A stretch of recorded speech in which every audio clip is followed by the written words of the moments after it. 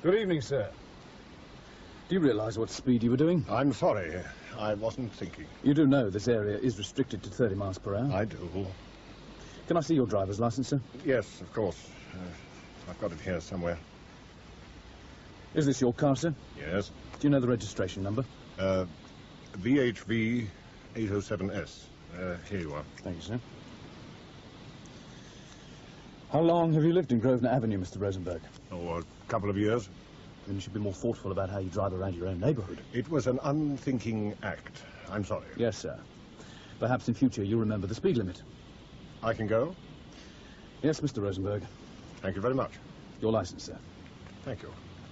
Good night. Just a moment. Sorry? Have you been drinking, sir?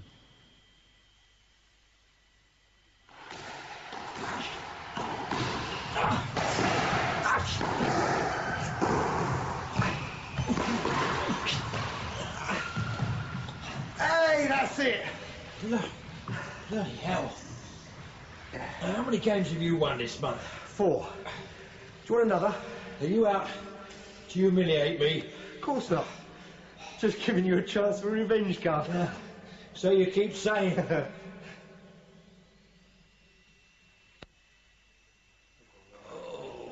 all right, Gov? Nothing 6 months in an orthopaedic course it won't cure. Oh, I think I'm getting too old for this lark. We don't play often enough. My pride and wallet can only stand so much, you know. Who's that? Bloody hell.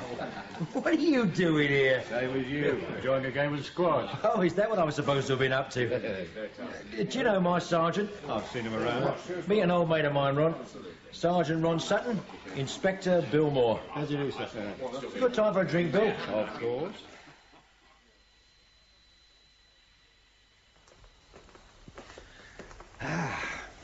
You know, the best thing about playing squash is the beer afterwards. Even though I do have to pay for it myself. Not for much longer. You improve with every game. He's been saying that all year. Do you come down here often? No, but he does. Oh, let's get together for a game. Yeah, I like that. Save all that wear and tear on this poor old geriatric. Thank you. Do I gather from your attempt to monopolise my sergeant's spare time that your tour of duty with the security service is at an end? Almost. What were you doing over there? Liaison officer, but never again. Rough. It has to be experienced to be believed. No one would tell anyone else what was supposed to be going on, least of all me. Why did you stay so long? I had no choice. I had to do the full 6-month stint. You shouldn't have been so good. I was only there for a month. Huh? When was that? About 4 years ago. I remember there was some cesspit around called Harvey. Right bastard he was. Said that my reports were the most illiterate documents he'd ever read. It was amazing how much my written English improved once I was out of his sight. Harvey's still there. God help us. He's the sort who declared the Queen Mum an undesirable alien. Who's replacing you? I don't know yet. Yeah. So, what you up to meantime? Oh, I'm still working for them. But at least they're allowing me to work out a special branch on this one. Oh, yeah? Anything interesting? Not really. Some FO type kicked the bucket down in Brighton last weekend. Heart attack. Oh, sounds like a case of a dirty weekend proving to be too much. I don't think people with a name like Soot would go in for that sort of weekend. Soot? You're joking. Straight up. Michael Soot. It's only at the Foreign Office you can get away with a name like that. Well, if this bloke died from an heart attack, what's the problem? Oh, nothing really. It's just that he booked into a hotel under an assumed name. Well, who'd believe you if you signed the register with a name like Soot? The FO don't appreciate little jokes like that. I've now got to find out where he was and who he saw prior to his arrival in Brighton. Well, they suspect something. No, it's just routine. And to give me something to do. I'm their man and happen to be free at the moment. It's really worked for a detective constable. Well, you'll get a trip to Brighton out of it. Who wants to go to Brighton at this time of the year? Excuse me, sir. You Inspector Marlin? Yes, I am. Superintendent Hunter phoned. He says, can you and Sergeant Sutton report in immediately? Oh, how the hell did he know we were here? Look, can you ring him, say you missed me? Well, you did say it were important, sir. You better go, John. Yeah. I'm sorry about this, mate. Oh, we can booze tomorrow. Oh, without fail. Oh, come in, Marlin. Sir. Sorry to have to call you back so late. Sit down. Now, do you know Ralph Rosenberg? Yeah, I know of him. One of the leading lights in the organisation to fight fascism, isn't he? Correct. Now, I've just had a phone call saying he's been arrested on a charge of drunken driving. So? Well, Commander Armstrong feels this might be a good opportunity to search Rosenberg's office. Officially? Well, it can be made official. What, a drunk driving charge? Well, it could possibly be drugs. Well, that sounds better. Well, apparently Rosenberg was carrying some white capsules. He says they're, yes, here we are. An appetite depressant prescribed by his doctor. What does his doctor say? Well, unfortunately, she isn't available this evening. And the relief doctor doesn't have access to Rosenberg's file. In fact, we can't check his story until tomorrow morning. It's not much, is it? I mean, Rosenberg isn't your average thicko. If he found out we'd been through his office, he could cause quite a lot of trouble. Yeah, well, that's why I want you to handle it. You're the best search leader I've got. Is that so? Well, won't the drug squad object to SB trespassing on their patch? Well, Mr. Armstrong will clear it, if necessary. How much time would I have? All night, if you need it. You mean your man can guarantee to keep Rosenberg away from a phone that long? Yes. What about a wife or girlfriend? Won't they have to be informed of his arrest? Well, fortunately, he's void of both at the moment. Will you do it? Oh, isn't there anybody else? Not as good as you. I want the best. Someone who would do a clean, neat job. Can I choose my own team? Anyone you like. All right. What are we looking for, sir? A membership list will be useful. Otherwise, photocopy anything that looks interesting.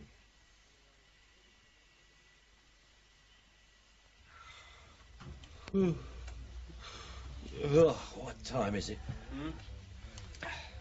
3:25. Yeah, I've seen some messy offices in my time, but this beats all. It's taken me nearly an hour to go through this desk. The most interesting thing I've found is an unpaid electricity bill. I'll swap you, my bin, for your desk. What have you got?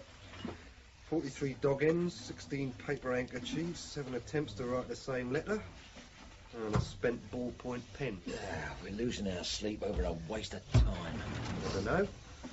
One of these dog ends is still smokable. How you doing with those filing cabinets, Constable?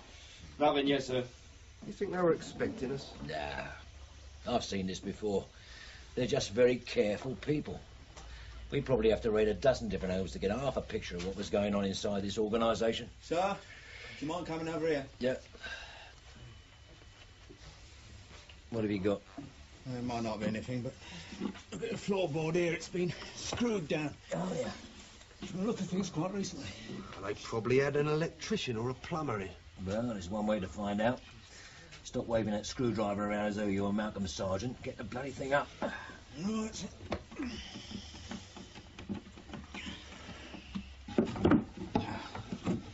Nothing. Get your arm down there and feel around. Oh, must I? Get on with it.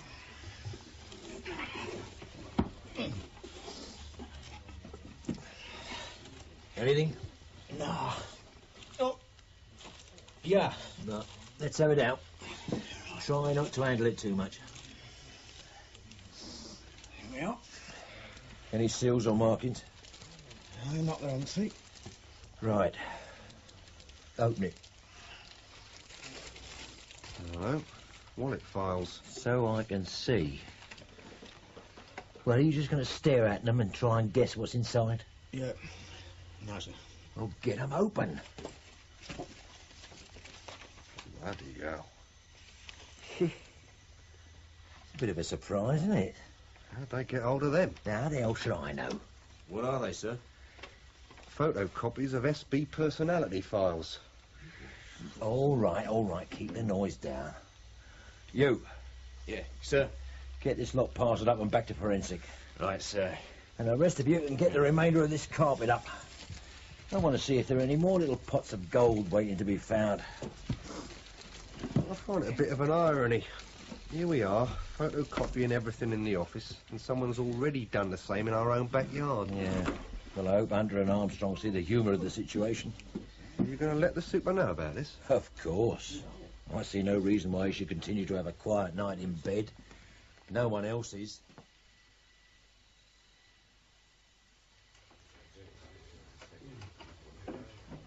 Marlin, Yes, sir. your search warrant. Yeah. It's a bit late.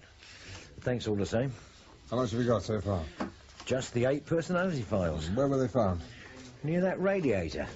I'm going to murder that bloody Rosenberg when I get my hands on him. Could I have a word, sir? Mm-hmm. What?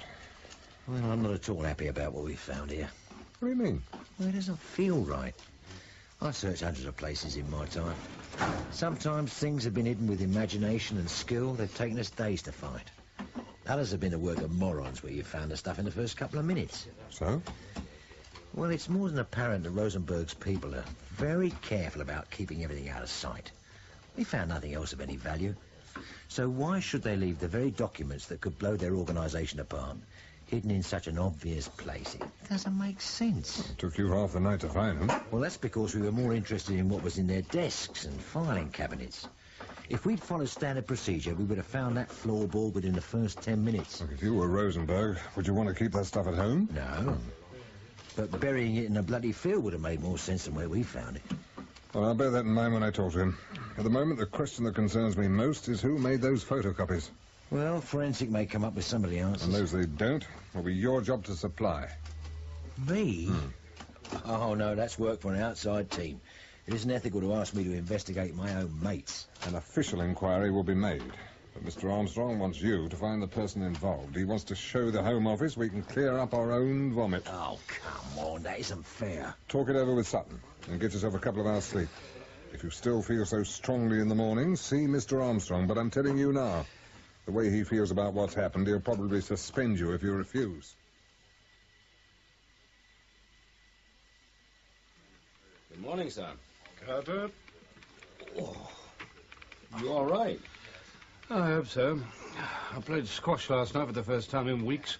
You have my condolences. A word of warning. Never play someone 15 years younger than you. It's a very painful way of finding out about the generation gap. He had me running across the ceiling after that ball. I'll bear it in mind, sir. Right. Now, what's this lot? Well, I think there's been some sort of mix-up.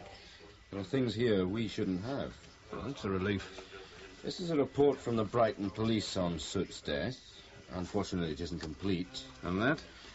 Well, this is supposed to be a special branch report on Soot's death. What are they doing wasting our time if the branch is already involved? Seems we had a team in Brighton covering a convention there. It was they who reported the incident to the security people. I see. This folder contains a report on the convention the SB team were covering. Well, that must have come to us by mistake. The International Soft Fruit Growers and Canners Association. I bet that'll make fascinating reading.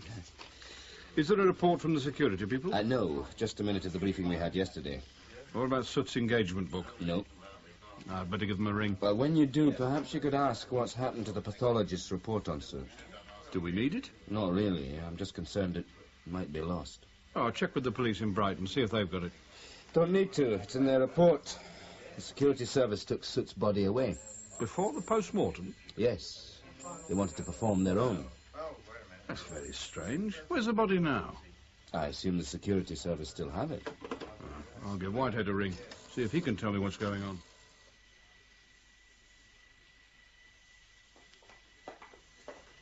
Rod? Oh, where did I go? You just in? No, I've been here about half an hour. Oh, sorry I'm late. I overslept. They've got Rosenberg here. Not that he's made a statement yet. Well, I hope he hurries up. What's the atmosphere like in the office? Quiet. Heard about the files being copied. Oh, yeah. You try and keep a thing like that secret. Yeah. So they probably know what we're up to as well. Well, no one said anything. Yet. I could kill Armstrong for lumbering us with this, you know. Well, that's one way of getting out of it. Yeah. Well, I'm not upsetting anyone until I've heard what Rosenberg's got to say. Well, what do we do while we're waiting? Well, we make ourselves scarce for a bit. What about Armstrong and Hunter? Don't take it too kindly if they find us hiding in the bog. Well, I thought of somewhere better. Where? Records. We can keep out of the way until Rosenberg's performed. At the same time, do a little checking. On what? For someone to have copied those files, they must have taken them out of records, right? To do that, you have to sign for them. Yeah. So we'll start by finding out whose autograph they have in common. I know it isn't your fault, but surely someone's in charge when they're out.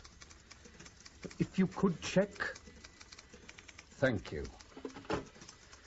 6 months I worked with that lot, and they can still make me angry. What's the matter? Whitehead's in Brighton, and his assistant has gone over to the Home Office, and neither of the secretaries knows who's in charge while they're away. All right. I mean, can you believe it? There's supposed to be security. I'm convinced they wouldn't tell each other World War III had started. Why not ring Martin Cook? He's always friendly and seems to know what's going on. That's the point. When is Whitehead expected back? This evening. Something must be going on for him still to be trolling off down there. I mean, Soot did die 3 days ago, and it was supposed to be of natural causes. It's probably just an excuse to get out of the office. Yeah, I doubt whether the police in Brighton are any too pleased to have him hanging around. Cook? Oh, good morning, Martin. It's Bill Moore. Oh, hello, Bill. What can I do for you? I'm supposed to be working on the Soot case, trying to establish what he did prior to his arrival in Brighton. Yeah? Well, I need his engagement book and any background info you have on him, like friends or relations he might have seen that day. Whitehead was supposed to supply this, but he's shoved off to Brighton without passing it on. Well, have you spoken to Maxwell? He's over at the Home Office, and his secretary doesn't know when he's due back. I see. Is there anything you can do? I'm stymied without that information. I can try, but it's in my investigation. Well, can you at least find out who's supposed to be babysitting while Whitehead's away? Yes, all right. I'll see what I can do. I'm very grateful, Martin. Oh, and should you come across the pathologist report on Soot, you'd make my sergeant very happy. Yeah, I'll let you know what I can find out. Many thanks. Bye. Bye now. Can you give records a ring? See if they've got anything on Soot. Right. More? Good morning. Detective Inspector Miles, Serious Crime Squad. Oh, good morning. Your duty officer tells me you're involved in the investigation concerning the death of Michael Soot. Superficially. Well, I might have something for you. Really? What? I'd rather not talk about it on the phone. Can you pop down? Where are you? 3rd floor, room 316. All right. I'll be down in a few minutes. Records will call back. We might not need them.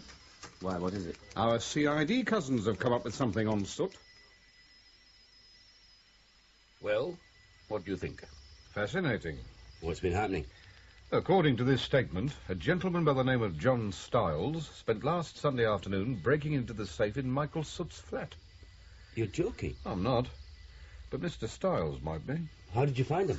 We arrested him yesterday evening for a job we thought he was involved in at Camden Town.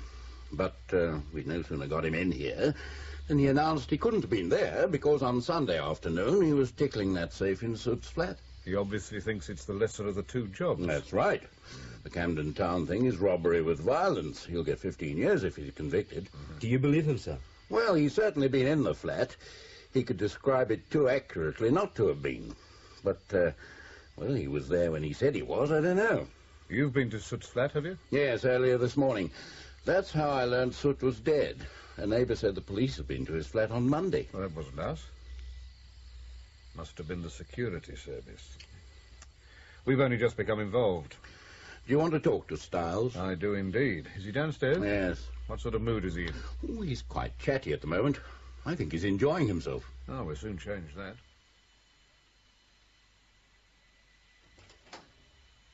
John Stiles? Yeah? I'm Detective Inspector Moore. This is Detective Sergeant Carter. What's happened to Mr. Miles? Oh, he thought I should have a word with you. Are you in charge of this other job? That's right. And I'm here to see if you can convince me you did it. Well, that's no problem. But were you there last Sunday? Or were you over at Camden Town knocking the living daylights out of some poor old security guard? Violence isn't my way, Mr. Moore. It's not me at all. We'll see.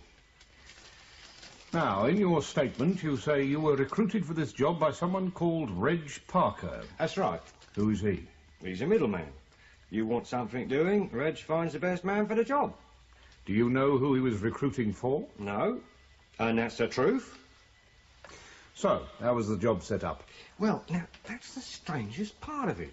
It was more like a military operation than pulling a job, you know what I mean? Tell me. Well, Reg chatted me up about the job last Saturday evening. Where? A pub in Shepherd's Bush. Now, he said it was a rush job, but it would be well paid. Did he tell you when the job was going to happen? No, only that it would be soon, and I was to wait at home till I heard from him. When did he get in touch again? He belled me Sunday morning and said I was to meet him at the pub at lunchtime for instructions and the first half of the Crinkleys. What details did he give you about the job? None. He just said I was to come prepared for anything. Oh, and that the safe would have to be opened without leaving any marks. Didn't he even describe the safe to you? No. Didn't that surprise you? Not for the sort of Crinkleys he was offering. What sort of instructions did he give you? He said I was to be at Warren Street Station at 3 o'clock that afternoon. I was to wear a suede jacket, and in my left hand I was to carry a hat, and in the right, a document case. You must have looked a treat. I wouldn't have minded if I had to scout round to borrow a bleeding hat. What was to happen when you got to Warren Street? I had to walk down Tottenham Court Road on the left-hand side towards Centre Point. Needless to say, it was persisting down, ruined the bloody jacket. Check it was raining 3 o'clock Sunday afternoon in the Tottenham Court Road area. Right, Oh, sir. bloody favour, you don't trust anyone, do you? That's right. You get on with the story.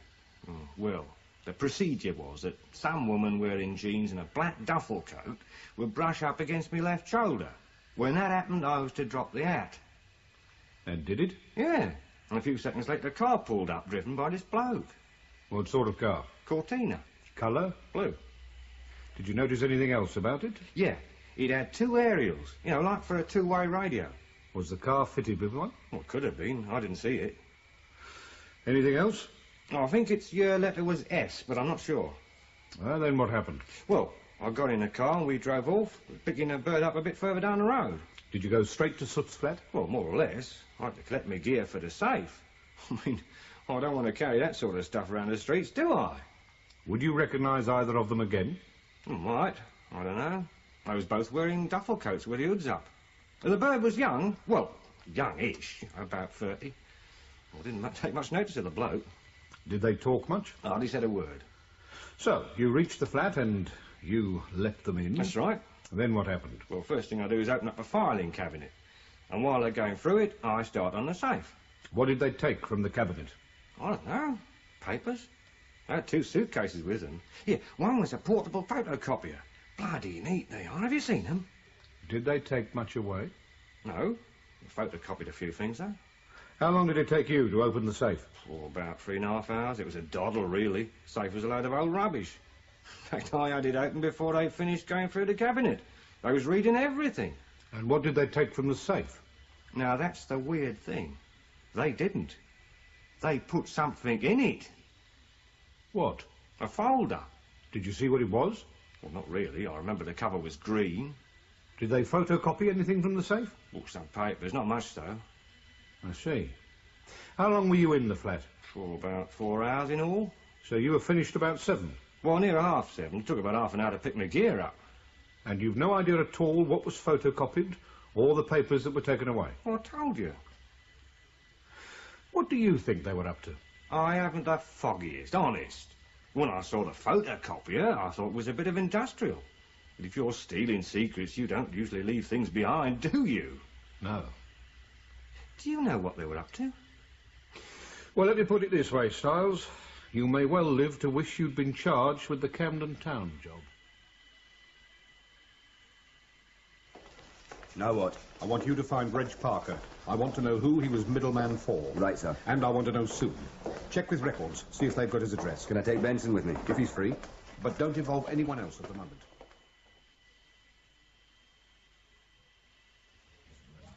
Good morning, sir. Oh, hello, Sutton. How's your Mr. Soot? Still dead, and growing more mysterious by the minute. Yeah, you wouldn't like to swap jobs. Not if the rumour I've just heard about you and Marlin is true. It's a Simpler's idea. He calls it cleaning up our own vomit. How's it going? No, I'll keep it out of sight for the time being. Sort of hoping Rosenberg will crack, or the official investigation will come up with some at first. Has it started yet? I haven't heard anything. Although I think we're about to. What do you mean? Behind you. Oh, good God, it's Harvey. Now, if I could have your attention, please, gentlemen.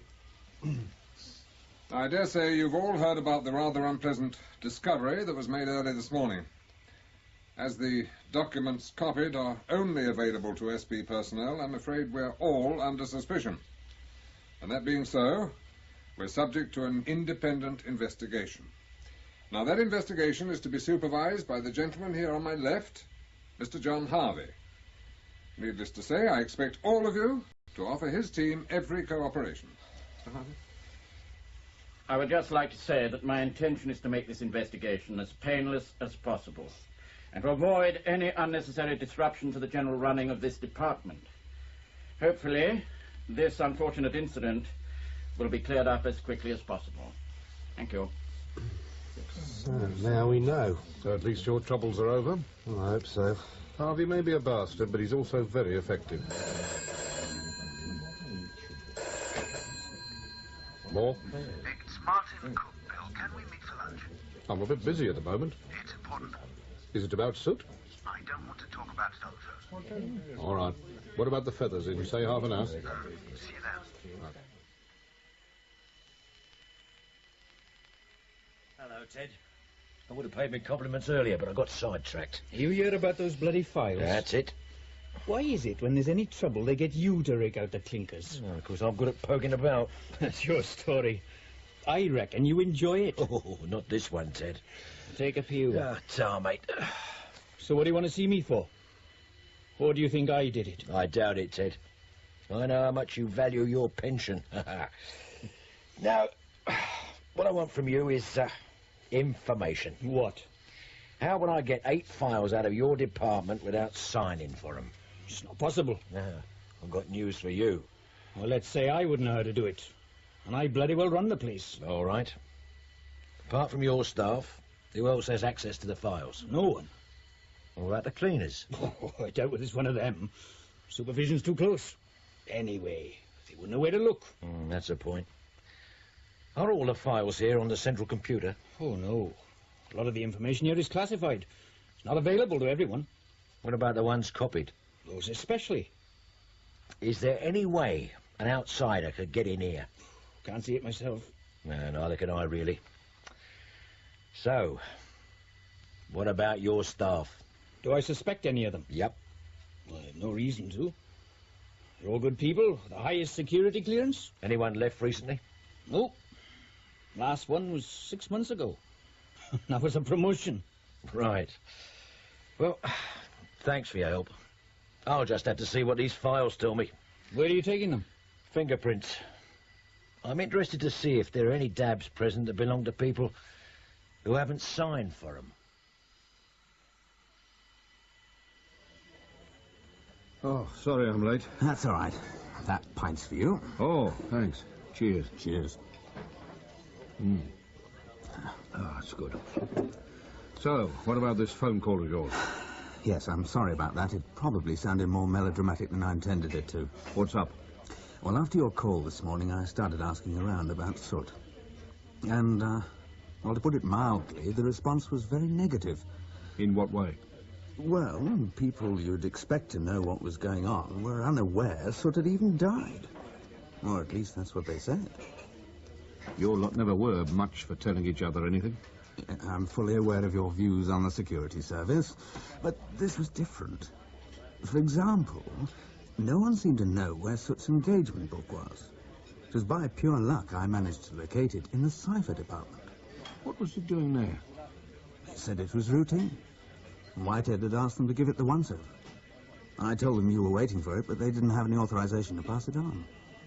Whitehead said he was going to arrange for me to receive a photocopy of it. The memo's probably sitting in their inn, and they haven't bothered to look yet. Typical. But there's more. I then went to the pathology department and was told that the report on Soot's death had been withheld owing to sudden irregularities. You're not going to tell me he didn't die from a heart attack? No. That was the cause of death. The irregularity was that he'd been moved after his death. What? I couldn't get any real details, but I gather they think Soot died somewhere else and was carried back to his hotel room. Did you know he'd been dead 36 hours before he was discovered? No, I bloody well didn't. When did he die? At 11 o'clock Saturday morning. And his body was discovered 9:30 Sunday evening. Well, let me tell you something. About an hour ago, I spoke to someone who claims to have broken into Soot's flat on Sunday afternoon for the sole purpose of returning a folder to his safe. Do you believe him? I certainly do now. And from what you've just told me, I think Soot's body was hidden deliberately so that could happen. Do you know what was in the folder? No. Have you told Whitehead? He's in Brighton. Well, when you do, I'd be grateful if you would omit the bits I've just related to you, huh? To do that, having to cope with his wrath. Oh, yes, there is one other thing I heard. I don't know if it fits in anyway, but apparently there was a convention of fruit growers in Brighton over the weekend. I know. Some of our people covered it. Well, it might be worthwhile casting your eye over their report. It seems there was some concern about what was going on there. To do with soot? Yeah, so it seems. Any idea what it's about? Nope. My informant was very vague. I didn't feel I could press him on the matter. It would be useful to know. Is there any way you could find out? I don't know. I might have already pushed my luck as it is. Well, anything would be useful. The same with any background on what Soot was working on when he died. I'll see what I can do, but I'm not promising anything. Well, come in, Mark. It's nice to have you back in the office. Thank you, sir. Sit down.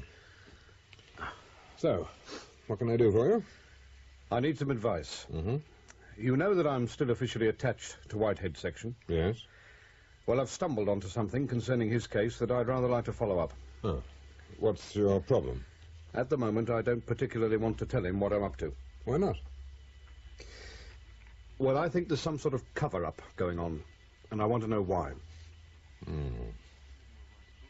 You realize Whitehead isn't a man to rub up the wrong way? I know, sir. That's why I want to be sure of my position, if possible. Well, there's nothing I can do for you. But at the moment, Whitehead's in Brighton, and as far as I'm concerned, he's unavailable. The thing I want to know is whether I have the authority to continue on my own judgment, or must I wait until I've consulted him? Well, that depends on how important you consider the situation. Oh, no doubt about it's important. I'm just concerned about treading on Whitehead's toes, and the sort of reaction it might cause. Well, you won't know that until it happens. Could he have me suspended?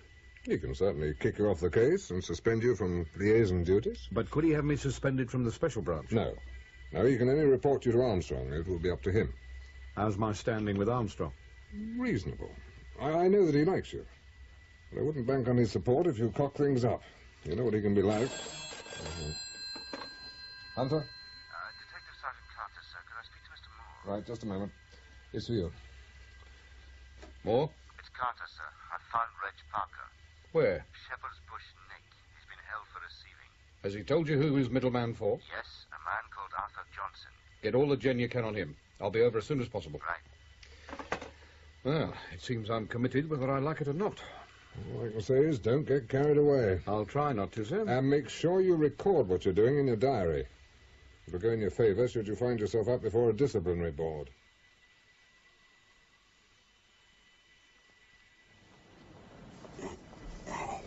Where to? Johnson's garage in Uxbridge Road. Right. So, what do we know about Johnson? Well, there isn't that much, but he does have form, mainly in stolen cars. Anything recent? Nope. In many ways, Johnson seems to be considered the local joke. Hmm? You know, apparently, a few months ago, he almost lost his garage because he couldn't pay the rent. How did he get out of that? It seems the agent who handles the garage took pity on him and negotiated some sort of deal to pay off the arrears. Was this checked? Oh, yes. I mean, quite naturally, the local police thought he'd been up to something, but Johnson was able to produce a contract. Who are the agents? A company called Barrow Associates. When Johnson approached Parker, did he give an indication why he wanted a Peterman? None. All Johnson said was that he wanted the best and that money was no object. We've just turned into the Uxbridge Road, sir. Right. When we get to the garage, park on the opposite side of the road. Right, sir. How are you going to handle Johnson? Carefully, until we have some idea how involved he is. When we get there, you and I are going to have a word with him. And while we're doing that, I want you, Benson, to have a discreet look around. Am I looking for anything in particular, sir? Possibly a blue Cortina with 2 aerials, but no obvious radio inside. The registration number may have the letter S. And if I find the car? Come and tell me at once. But give us a couple of minutes to find Johnson before you start nosing around. Right, sir.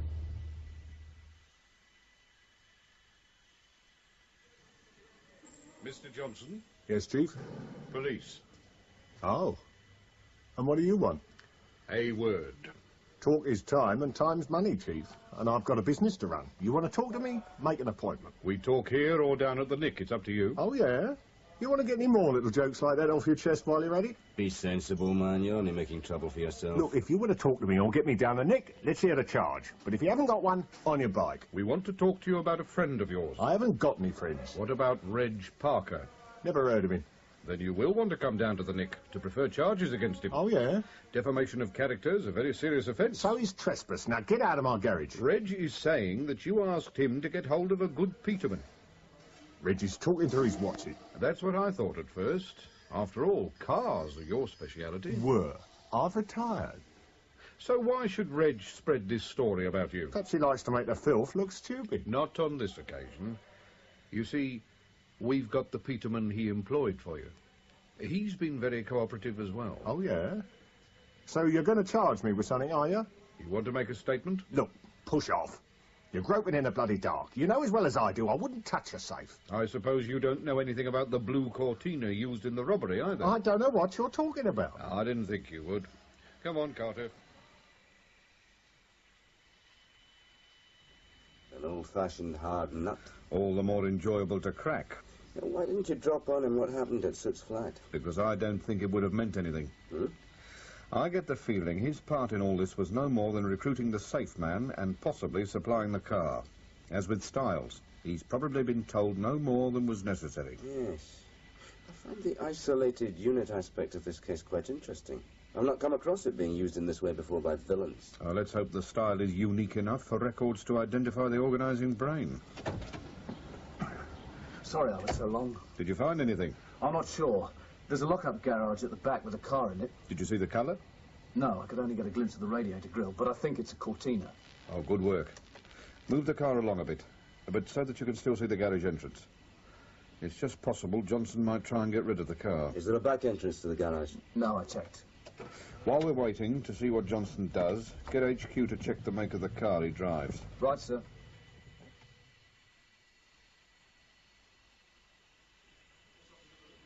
Inspector Marlin? No, sir. Sergeant Sutton. I'm John Harvey. I know, sir. Do you know where Inspector Marlin is? Not at this precise moment, sir. Perhaps I could help you. I'm Inspector Marlin's sergeant. Oh, were you part of the team that searched Rosenberg's office? Yes, sir. And were you present when the files were found? I was. I've just read Inspector Marlin's report on the search, and he seems to have certain doubts. Do you know about them? You mean about where the files were hidden? Yes. Well, it was rather an obvious place. So you think his concern is justified? Inspector Marlin is a very experienced search officer. If he has doubts, I think they're worth looking into. Even though those doubts are rather extraordinary. Sir? Well, can you explain to me why somebody should go to all the trouble of photocopying classified information simply to lodge it under Rosenberg's floorboards? If it was intended as a plant, surely they would have informed somebody about them. Well, as yet, we don't know how long the files have been there. The last entry suggests they were copied at least 8 weeks ago. Then I don't know, sir.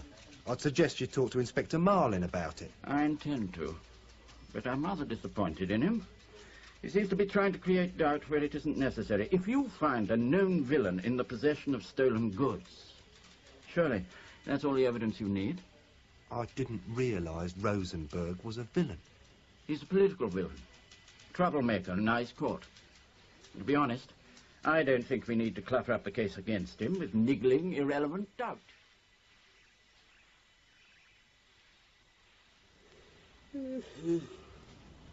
Cigarette.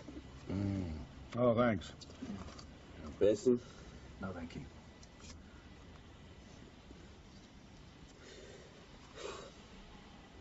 Johnson certainly isn't hurrying himself. We might have to wait till it gets dark. Why don't we call in a relief team? Because I want to grab him myself. We sit here for hours only to find the car in the lockup isn't the Cortina. Oh, it's there. I can feel it. And why didn't you get a search warrant? Because if Johnson moves it, I want to see where he takes it. MP to Foxtrot Leader, over. Foxtrot Leader, over. Report on cars registered to Arthur William Johnson are as follows.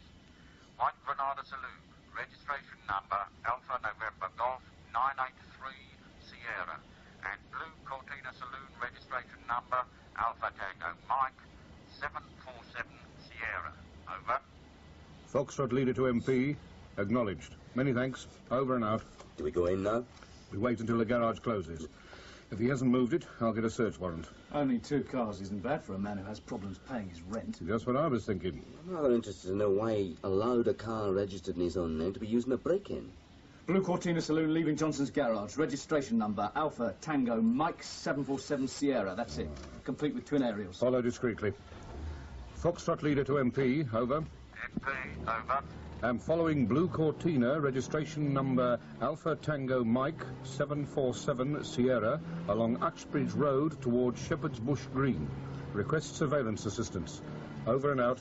That help had better come soon. I think he knows we're onto him. Might have been useful to put a tap on Johnson's phone. At least we might know where he's going in such a hurry. It would have taken too long to organise. He speeded up. Johnson's a villain by nature. You could hardly expect him to observe the speed limit. I still think he knows we're onto him. Well, stay as close as you can. Ah, he's just jumped the lights. Follow him through. I can't! So what went wrong? I can explain, sir. I hope you bloody well can. You do realise there are procedures in maintaining surveillance on a suspect? Yes, sir. So why didn't you observe them? I wasn't sure Johnson had the car. I didn't want to tie up a surveillance team on nothing more than a hunch. So instead you prefer to tie up half the traffic division looking for the car you lost? That was unfortunate. I prefer to call it carelessness. So what are you doing about it? Sergeant Carter is interviewing the employees at the garage. It's possible they might know where Johnson's taken the car. I've also got a search team down there going through his office. When you came to see me earlier, I told you to be careful. You've been in this business long enough to know that if you do go out on a limb, you're expected to bring something back. Does Whitehead know what's happened? Oh, I haven't told him. But you better make sure you've got Johnson safely locked up before he does find out. How's it going, Bill? Not very well. I've just had a going over by Hunter. What happened? I messed up a surveillance job. Oh, that happens to us all from time to time. Not the way he tells it. I thought you were working for Whitehead. I am, at least in theory.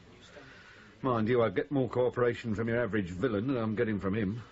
Hence these files I'm having to plough through. Who are they? Mainly soft fruit importers. Soft what? They were attending a convention in Brighton over the weekend. Oh, it sounds fascinating. Yeah. Well, believe it or not, soot is supposed to figure in this somewhere. Have you found anything? I don't know. The only people who seem to have anything in common are these 3. They're all members of some right-wing group calling itself the Britain Forward for Freedom Party. Oh, yeah. Have you heard of them? Oh, yes. The BFFP and me are old mates. We had a run-in a couple of years ago. I seem to remember the case left me rather confused. Who are they? Well, mainly the sort of people you're reading about. Businessmen, industrialists and the like. Well, I remember there was some civil servant involved, a bloke called Dinsdale. He committed suicide. What had he done? Oh, he'd been passing on information. But who to, we never really found out. Security Service closed us down. And how were the BFFP involved? Well, that wasn't really established either. I don't know whether security came up with anything. Well, if they did, it couldn't have been very much. They still seem to be operating. Yeah. That may well be because they have friends in high places.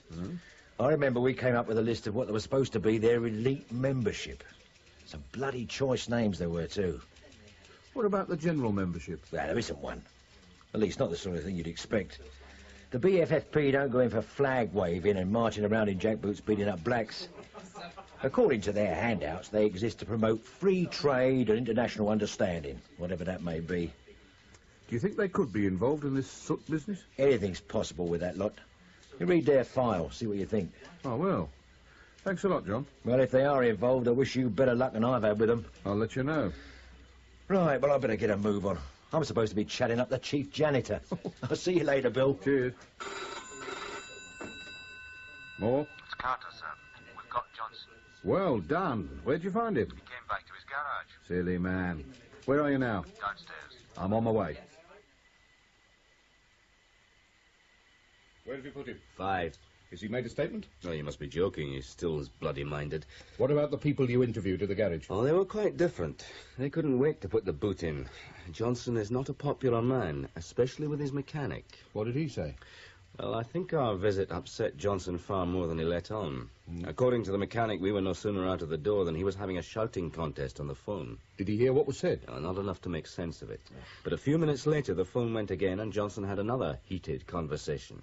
But that didn't seem to satisfy him much either. It wasn't until he received another call an hour later that he did anything. And that was to get rid of the car as quickly as he could. That's right. The other interesting thing I learnt was about Johnson's attitude towards the Cortina. Apparently he never drove it himself. From what the mechanic said, he seemed more like the minder than the owner. Did the mechanic ever service it? Once. Did he notice a radio? Yes. Concealed under the front passenger seat with a microphone built into the sun visor. Just like one of our surveillance cars. Mm-hmm. Somebody is well organised. Right. Let's go and sort Mr. Johnson out. Oh, no. What did you say? Nothing. Then sit up straight. Right, Johnson. Where's the car? Can you take these off? Listen to him, asking for favours already. Where's the bloody car? I don't know. That's the truth. Where's the car? Told you, I don't know. It was nicked. It's the truth. I stopped for some smokes, and when I come back, the motor had gone. Listen to it. Do you honestly think I'd waste my time on scum like you if I didn't know you were up to your neck in this business? I haven't done anything. This isn't a simple case of breaking and entering, Johnson. Your employers have put you in contravention of the Official Secrets Act. Eh? Or didn't they tell you that? Even if this was your first offence, you'd get 10 years. Here. You're having me on. I don't need to bluff you. Are you special branch? He's woken up at last. They didn't say it was anything like that. They hardly would they? I wouldn't have touched it if I'd known. What a bastards, they dropped me rod in it. They certainly did. So, you don't owe them a thing.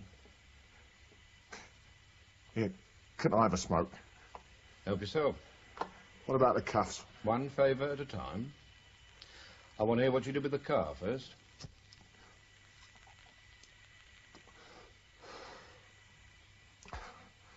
Well? All right, I'll tell you.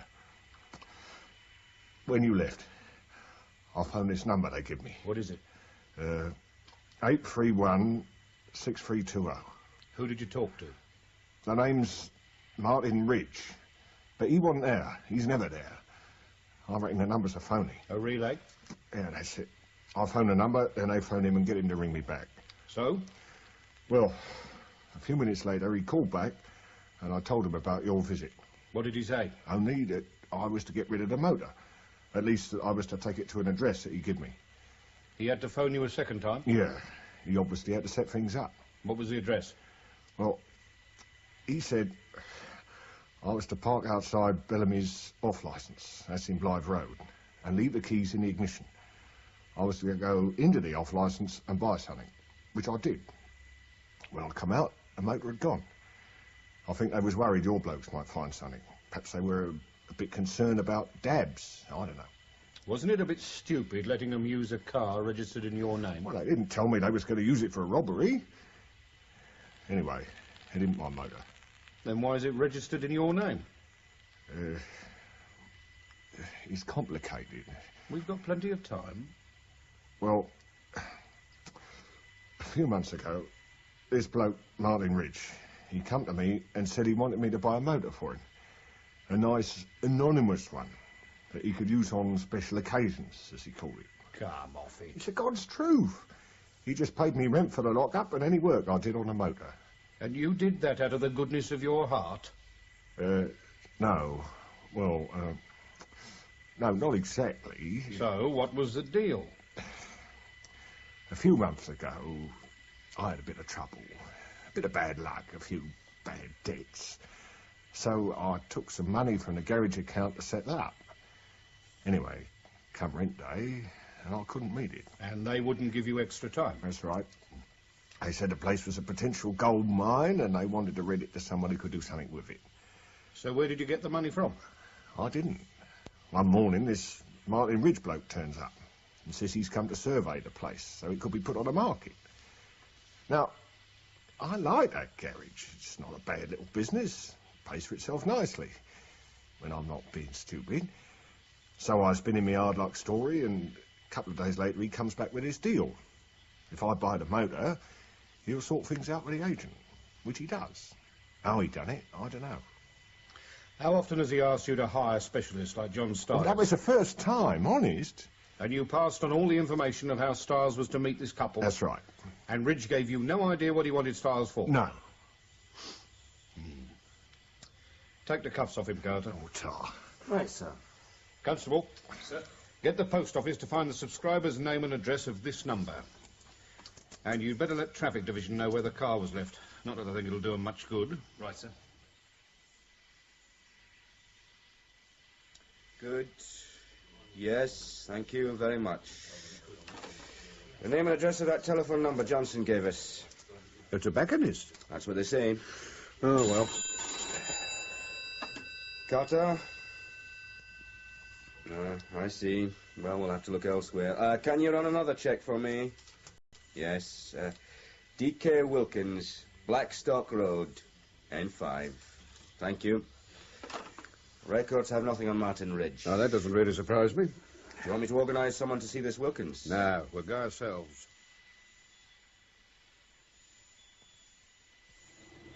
There's an alley alongside the shop, sir. See where it goes to, Benson. Right, sir. And hang about there if there seems to be a back exit from the shop, just in case. Right, sir. Come on, Carter. 70, 80, 90, £3 and 2 is 5. Thank you very much. Goodbye. Gentlemen? Mr. Wilkins? Yes? Police. I'm Detective Inspector Moore. This is Detective Sergeant Carter. Oh. Do you know why we're here? I can guess. It's the telephone business, isn't it? That's right. I suppose I should have known I was doing something illegal. Do you know a man called Martin Ridge? Yes. Do you know where he lives? No, I only have a phone number. And that is? Well, it's 5890129. Radio HQ, and get them to find subscriber's name and address. Right, sir. And ask them to get another car down here quickly. Sir. How much trouble am I in? Oh, that remains to be seen, sir. So, perhaps you'd like to tell me all about this telephone business. There isn't very much to tell. Well, let me have what there is. Well, when someone rings asking for Mr. Ridge, I tell them that he isn't here and that I will get him to call back. How many people use you? Just 5. There used to be 6, but only 5 now. Is there a password or a recognition code? Yes. The person calling says, "Can I speak to Mr. M. Ridge?" And I reply, "The number you want is 916. Of course, 916 doesn't mean anything, and then the caller gives me his code name. What are the code names? It's very simple. It's the first 5 letters of the Greek alphabet. Tell me, do you have a special telephone procedure to suit this occasion? A visit from the police? Yeah. Well, if I can get to a phone, I was supposed to say, "Mr. Omega is blown." And you are. Sky high. Do I have to come with you? Yes, sir. What will you charge me with? Oh, I like to think you're helping us with our inquiries at the moment. Oh. Do you mind if I ring my wife? You can do that from HQ. Thank you. How long have you been involved in this? About 18 months. Are you paid well? Well, not directly. Then what do you get out of it? A couple of years ago, my lease was due for renewal. Well, this is an up-and-coming area, and I couldn't afford what they were asking. Go on. Then one day I had a visit from Mr. Ridge. He said he might be able to negotiate some sort of deal with the agent in return for a favour. And who are the agents? Barrow Associates.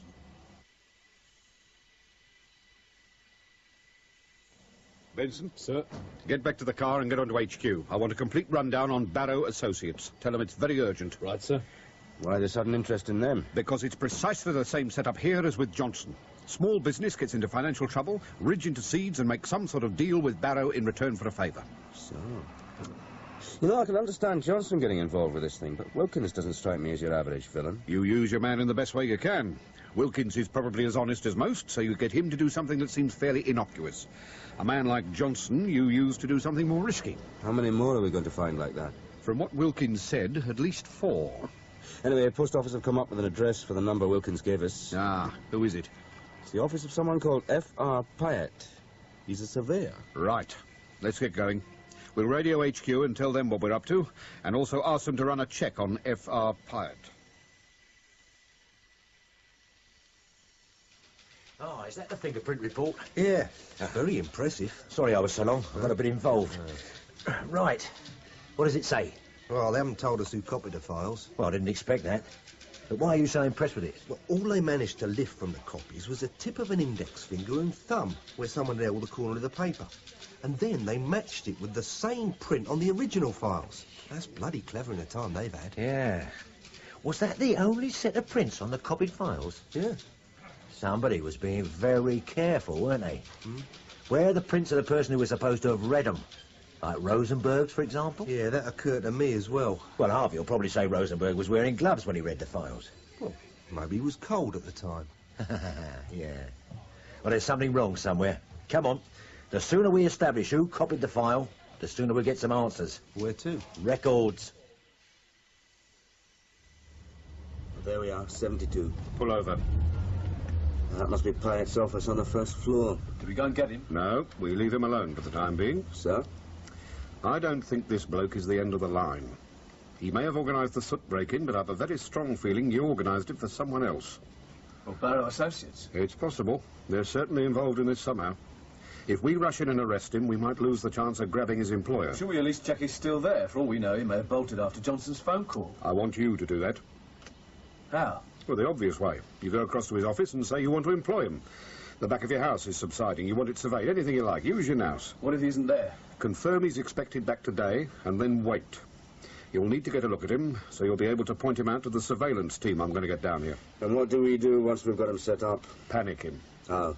By getting Wilkins to ring him up and say the magic words, Mr. Omega is blown. But what if he doesn't panic? He does know we're onto him. But he doesn't know how close we are. As far as he's concerned, we're still trying to beat the truth out of Johnson. If he hadn't been so cooperative, that could have taken quite a while. True. He may feel safe until he knows we've got Wilkins. And that's the point of the phone call. We've nothing to lose. What about confirming Pyatt and Ridge are the same man? Johnson and Wilkins can do that. You get across to the office while we organise the surveillance team. I'm on my way. Once they're here, Carter and I will go back to HQ. You stay with the surveillance team until you can point Pyatt out to them and then come back yourself, preferably with some photographs. Right, sir. Sir, isn't it time you told Whitehead what we found out? I suppose it is. But I'm not looking forward to it, though. I've just come from records and have been told that one of your men... It is customary to knock before entering a room, Harvey. I am very angry. Inspector Marlin has been carrying on his own investigation. He has removed the files that were photocopied from records. He was asked to make a separate investigation. Good God, man. Whatever for? We have our pride, you know. Where is Marlin? I don't know. Oh. I have been trying to find him myself. Are you trying to obstruct my investigation? Oh, don't be so damn silly. Well, would you care to find him and tell him to hand over those files immediately? Would you excuse me? Hunter? Huh?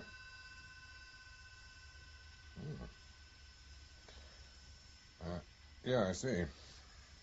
Right, I'll come down. I can go one better than giving you the files. What do you mean? I can give you the person who copied them. Who is it? A policewoman in records. Oh, where is she? Next door. Mm-hmm. Has she said anything? Not much. Well, you've done a good job, Marlin. Thank you, sir. Well, I hope you don't mind if I take over now. It's your case, sir. It is. And your interference in it has been noted. Oh, for God's sake, Harvey, why did you thank him? He saved your days of work. That remains to be seen. The stenographer's arrived, Gov. It's Mr. Harvey's case now. Oh, I see. Then you'll need this, sir. What is it? Personnel file on the suspect. Is there somewhere quiet where I can read this? Interview room 2's empty. You'd better come with me, Marlin. I'll need to know the details of what you found out. Yes, sir. Miserable old sod. He's, Pete Sutton. Here, do you think we could listen to the interview over the intercom, sir? Why not? It could be quite interesting. Yes, I know. I'll let you have a written report tomorrow. And I'll continue the surveillance on Pyatt. Right. If you could ask Mr. Whitehead to give me a call when he gets in. Thank you. God almighty. My left ear will never be the same again. He'd must have lost half a pound in weight. Who was it? Whitehead's assistant.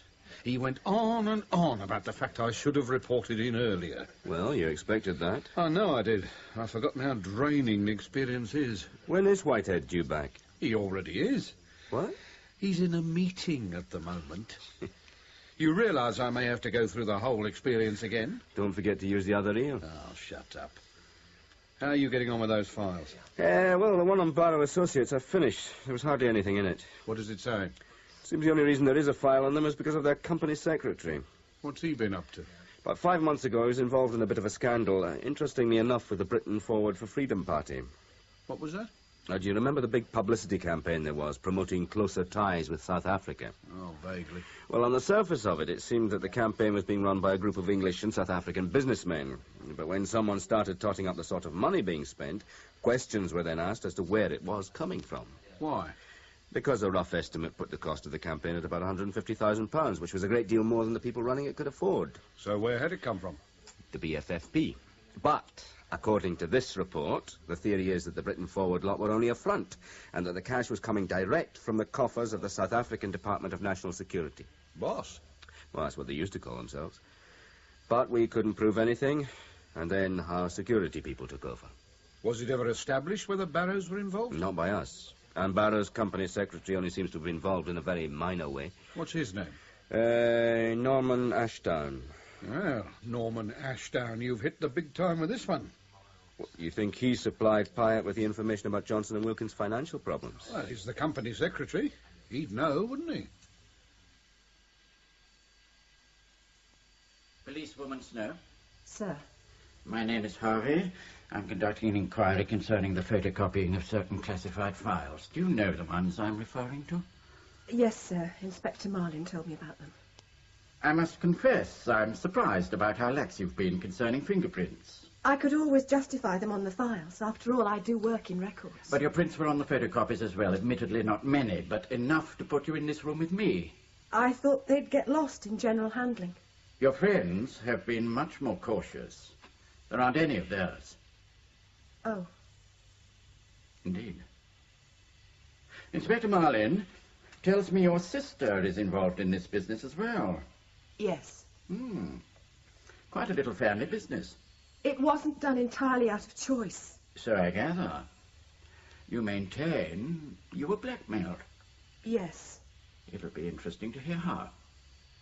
Now, your sister, Carol Lambert, is that her married name? Yes, but she isn't married any longer. How long has she been a member of Rosenberg's group? Since the summer. And when did you start copying the files? About 8 or 9 weeks ago. How did you start? Can you believe? Out of concern. No, but go on. When Carol told me she joined the organisation to fight fascism, I was concerned about what they were up to. So I decided to look at Rosenberg's files. It was then that I found out we'd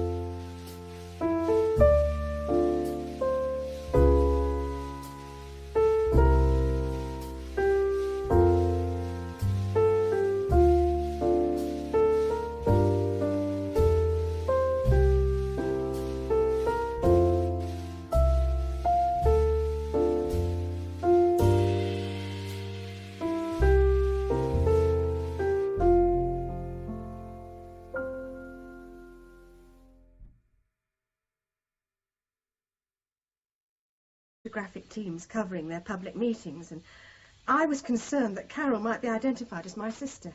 Did you tell her what you'd done? Yes.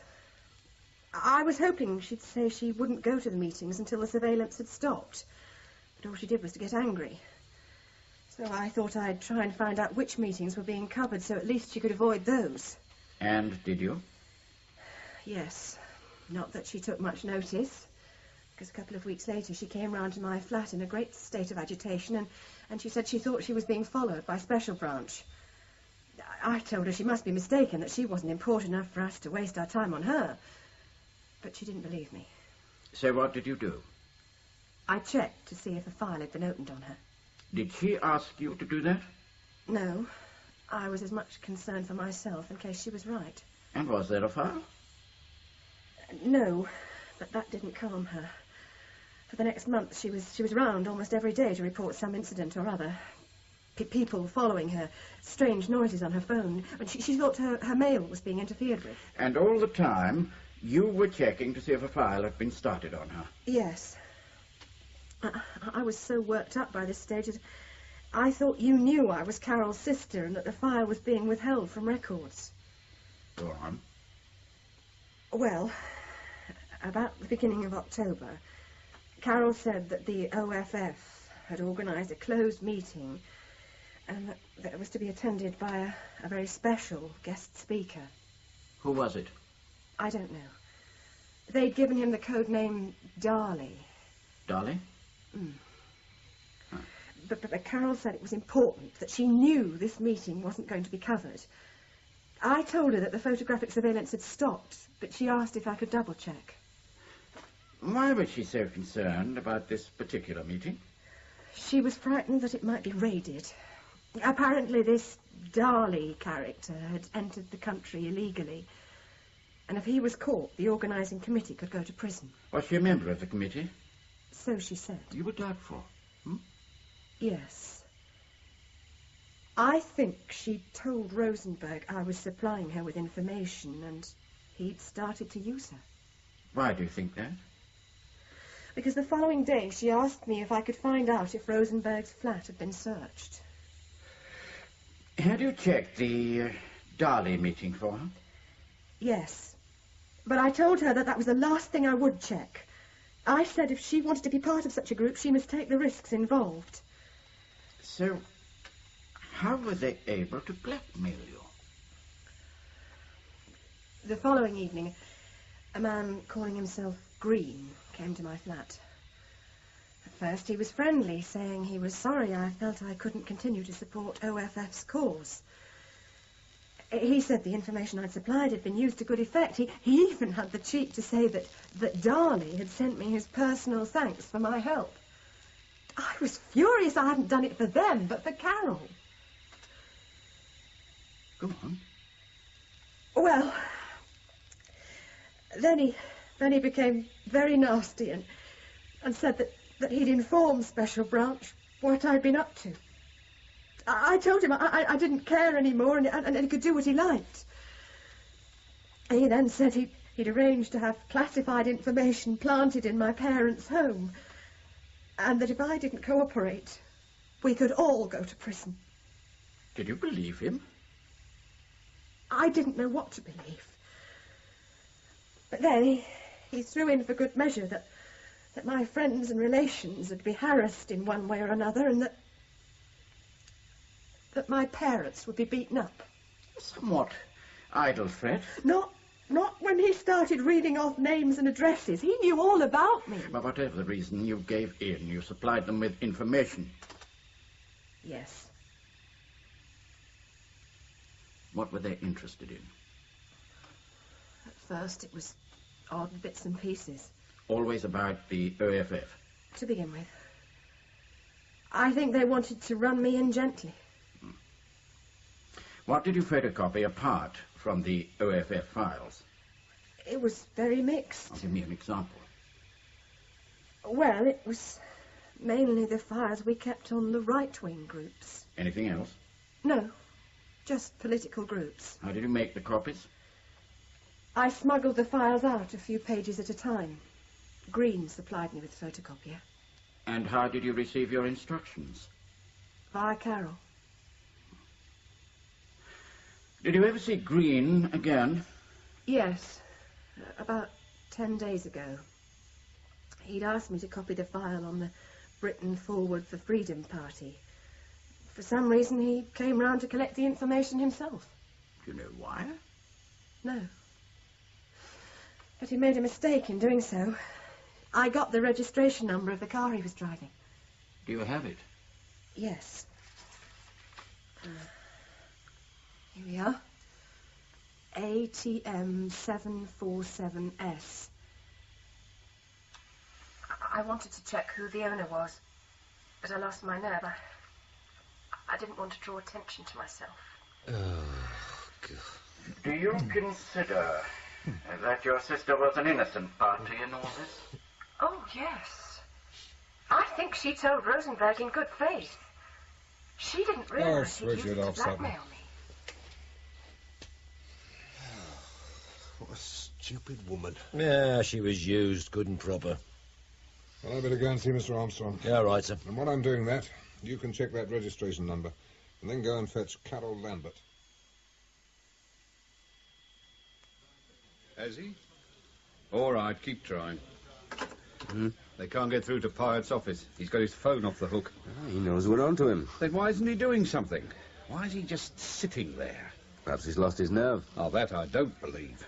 Anyone who can recruit and use a man like Johnson, break into Soot's flat and spend 4 hours sorting through his filing cabinet is not short on nerve. Have you got anyone at Pyatt's home? The duty officer said he was going to arrange for the local police to cover it. Where does he live? Surrey. Martin. What? Are you sure? Oh, thanks very much. The car that Snow saw is registered to Johnson. That garage owner Bill Moore picked up. Yeah. It turns out it's the same bloody car as used on the Soot break-in. You mean Rosenberg organised that one as well? It doesn't make sense. Look, go down to the duty room, collect a policewoman and go and fetch Carol Lambert. Right, where will you be? Well, I'm going to have a word with Bill Moore. Here we are. Photographs of Pyatt. Oh, good. Who took them? Surveillance team.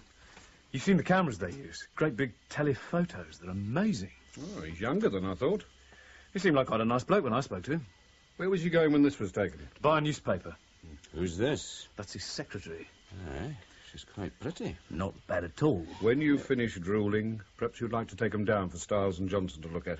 On my way. And if Johnson recognises Pyatt as being Martin Ridge, check to see if Wilkins agrees. More?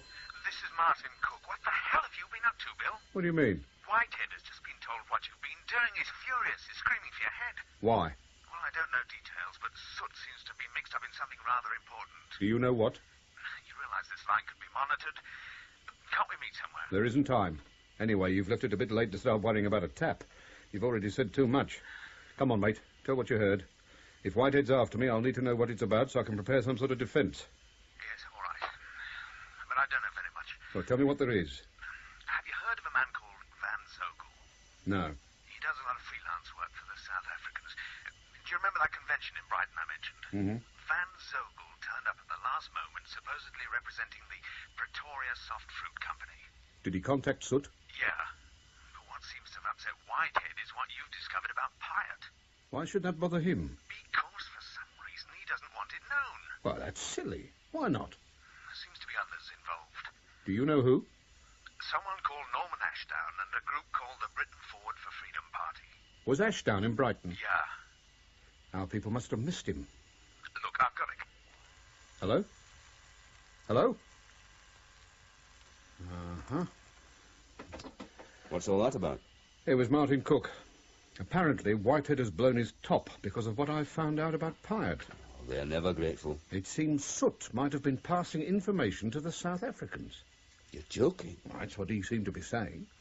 Yeah, but why should Whitehead be angry because of what we've discovered? Because the BFFP are involved. So what?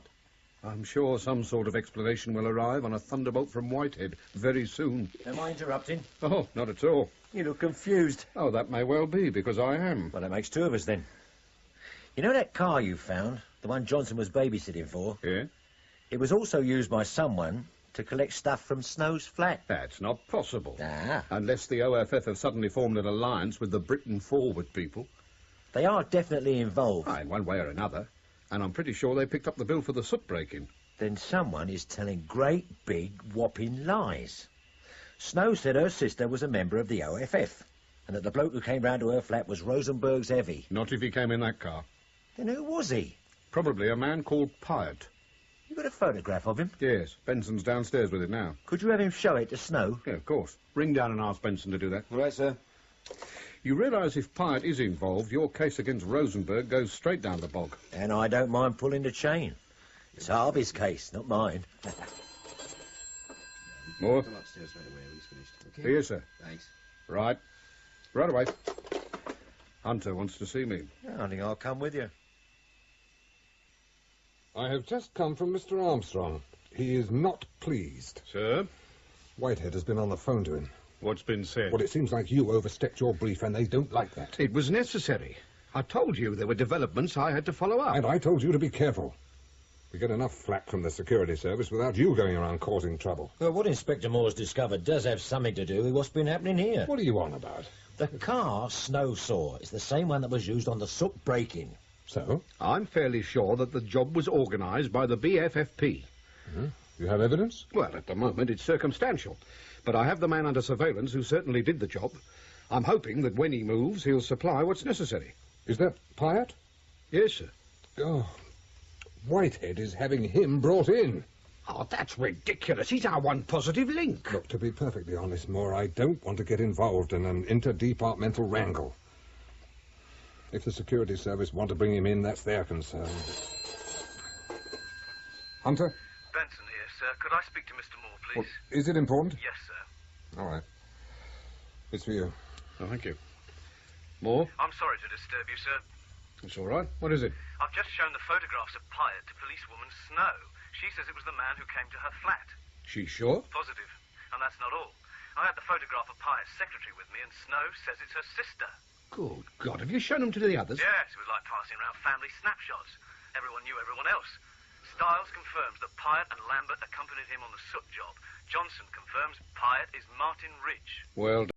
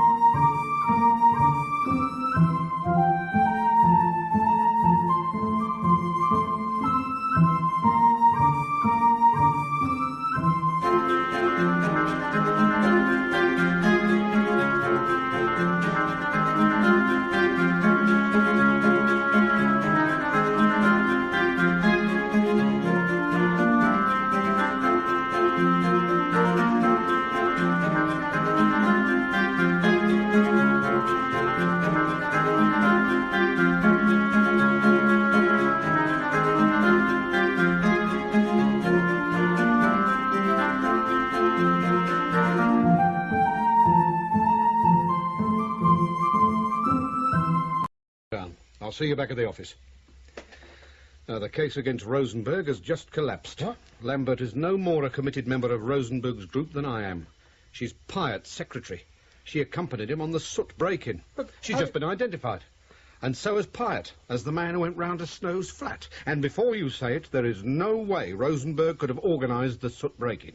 Pyatt is working for the Britain Forward lot. Look, if I'm allowed to speak, there's still the little matter of the files in Rosenberg's office. That was just a plant to add credence to Lambert's story about being a member of the OFF. And getting Lambert to tell Snow she was working for the OFF is typical of the way Pyatt works. He puts up a barrier. Snow is blown, and all we finish up with is nothing but a pack of lies. Even Harvey would admit Snow wasn't the most willing of partners. Look at the way she left her dabs on everything. It was almost as though she wanted to be caught. Oh, God, you two make my life difficult. How circumstantial is Pyatt's involvement with the BFFP? Oh, fairly strong. If you could let me have another couple of hours... Hunter? Yeah? I see. Right, I'll let Mr. Armstrong know. Well, it seems the Pyatt business is resolved. Sir? He was shot dead while resisting arrest. What happened? Whitehead ordered Pyatt's arrest.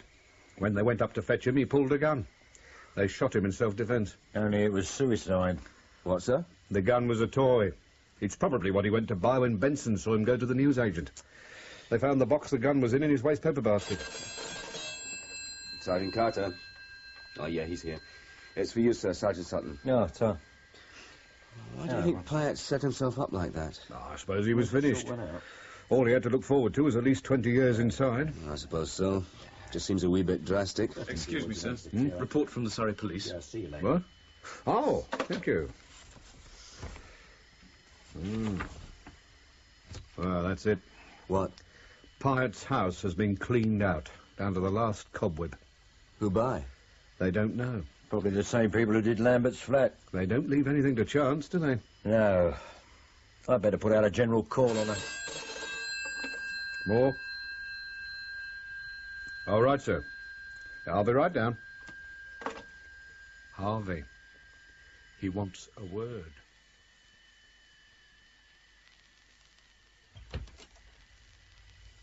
Sit down, please. Sir? Well, Inspector, to use the modern parlance, you've really screwed things up, haven't you? Sir? Why didn't you tell us about Pyatt sooner? There was no one to report to. Mr. Whitehead was in Brighton, and his assistant was at the Home Office. That's a bit lame, isn't it? It also happens to be true. So you decided to go ahead? Yes, sir. In spite of the warning Superintendent Hunter gave you? By then, I was already committed to the case. I couldn't just leave it in mid-air. Well, in continuing, you have blown what amounts to 2 years' work. Would you care to explain?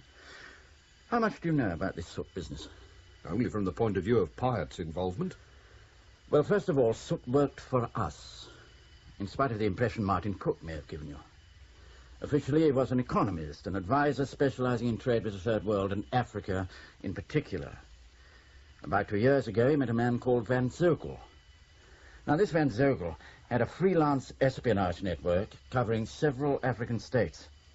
And as Soot's work necessitated a great deal of traveling, it wasn't long before he'd been recruited as a courier. When did you learn this? We knew from the very beginning. I told you, Soot was our man. And we benefited greatly from what he had to carry. I see. Unfortunately, about 6 months ago, Soot had a heart attack and therefore had to take life easier. Now, Van Zogel had always boasted of a network he had in this country, but was very cagey about names or details. Needless to say, we very much wanted to know who these people were. So once Soot was back on his feet, he contacted Van Zogel and told him that he wanted to continue working for him. At first, Van Zogel was reluctant about introducing him to his network until Soot had proved his good faith. And I think Van Zogel felt being a courier was one thing, but actively spying was another. Anyway, under our supervision, Soot started supplying him with information and... How did he deliver? A very dead letterbox, which didn't help us very much. But about 2 weeks ago, Van Zogel asked to see a copy of a very confidential report. In fact, it was the biggest thing he'd requested. And it gave us the opportunity of insisting it was handed to a contact and not left in a hole in the ground. And Van Zogel agreed? Yes, and that's what the meeting in Brighton was about. Soot's formal introduction to Van Zogel's network. With the master himself present? Right. Only Soot died? Yes. I assume with an already weakened heart, the strain proved too great for him. Do you know when he died? We believe it was during the meeting. But why did they overreact in such a way? I mean, hiding the body and breaking into Soot's flat seems a bit excessive. Not at all. Soot was booked into a hotel under an assumed name with a highly confidential document in his possession. Being presented with that, the investigating authority could only come to one conclusion. That he'd taken it there to show somebody? Right. Now, Soot had been Van Zogel's courier for 18 months. He knew his contacts in Africa, pick-up places, the whole routine of his setup. The world of espionage being what it is, you can never really afford to trust anyone. I think Van Zogel considered it vital to check Soot's flat to confirm there weren't any records about his African network. And if he did that, he might as well return the file. Why not just steal it? He probably learned all he wanted from it, and to steal it would again have drawn attention to the meeting and therefore possibly risked his network in this country. You must remember that breaking into Soot's flat wasn't a big problem, as he already had the people on hand capable of doing it. Pyatt? Precisely. Why didn't you have Soot under surveillance? We did. Oh, weren't they suspicious when Soot went missing? Well, they weren't there for his benefit, but to follow who he met. You know who the contact is? Huh? Norman Ashdown. The company secretary of Barrow Associates? That's right. And what about the 3 businessmen that were down there, the other BFFP members? Were they involved? We think before agreeing to meet Soot, Van Zogel had already arranged to visit this country. To meet them? Yes. Van Zogel arrived in Brighton as a representative of the Pretoria Soft Fruit Company. In that guise, he'd be able to meet and talk with them without arousing any suspicion. The convention was a perfect venue. Did they meet him? No. I think after Soot's death, Van Zogel wanted to get out of the country immediately, and he went straight to the airport. Incidentally, those 3 gentlemen left Sunday morning for a protracted business tour. Why didn't you grab Van Zogel? We didn't want him. We thought we could learn all we wanted via surveillance of Ashdown. And to try and hold Van Zogel would not only have caused a great deal of fuss, but also alerted his people over here. And they seem to be very good at disappearing, as Ashdown and Lambert have shown. Oh, no. Yes. We lost him when he changed trains for the 3rd time. Thanks to you, Pyatt must have contacted Ashdown the moment he knew you were onto him. But there's still the BFFP. Why don't you go in and bust them? Because they're not all involved in Van Zogel's network. Apart from the fact that they have quite a lot of influential members, you can't just go in and grab them by the scruff of the neck and shake a confession out of them. You have to have proof. Why didn't you tell me what was going on? It would have saved all this trouble. We didn't think it was necessary, as we expected you to stick to your brief. But what you asked me to do was pointless. You already knew everything about Soot. Oh, dearie. Soot had booked into a hotel under an assumed name. His body had been moved after his death. It would be expected that an investigation would take place, that we would want to know what he was doing in Brighton. That's why you were assigned to check his movements prior to his Brighton visit. It was important that it was seen we were reacting in the proper way, following procedure that would be expected. Just in case we were being watched. It was all show. Yes. We didn't know how extensive Van Zogel's network was, so we decided the fewer people who knew the truth about Soot, the better the security. That's the reason you weren't told. What will happen to me? Oh, I don't know. That is yet to be decided. It's amazing. The only person who'll be grateful for what I've done is Rosenberg. I wouldn't hold out too much hope, even there. How did it go? He wasn't very pleased. They've released Rosenberg. That doesn't cheer me up. What did Harvey say? Basically, that I blew their chance of identifying a South African spy network in this country. You mean there's more than Pyatt? There are 4 others they know about. Does that include the people in the house clearing business? No. I don't know. The system doesn't work anymore. There's too much secrecy. No one tells you what's going on. It's always been like that. It's getting worse. Whitehead could have saved all this trouble if he'd told me what it was about. But they don't work like that. I think I'm getting too old for this caper. I like things straightforward, to know who the villains are. Cases nowadays are like switchbacks. You never know which direction you'll be travelling in next. You don't want to get maudlin about it. At least the mess I've made of this business will sort things out one way or the other. I'll either be out on my ear or back to CID. Or if I'm really lucky, the uniform branch. Well, these might help you. What? These. What are they? Telephone numbers. You remember, Wilkins had 5 people who used him. Johnson was one. There are still 4 more. Pyatt might be dead, but his team lives on. I suppose that's something to present in mitigation. Oh, I'm going home. See you tomorrow, Bill. I wouldn't bank on it.